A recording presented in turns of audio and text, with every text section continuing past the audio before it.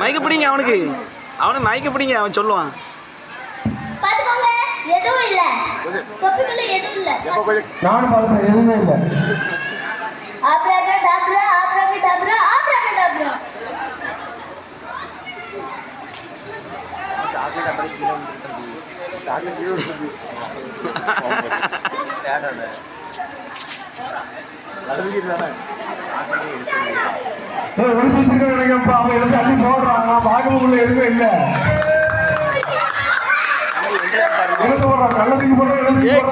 இந்த பக்கம் எங்களுக்கு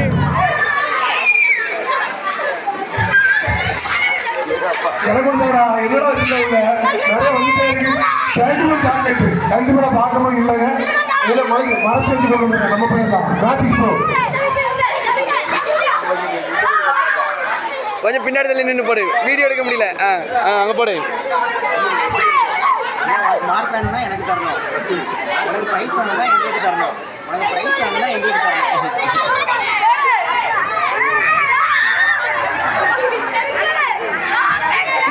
வேற என்ன இருக்கா?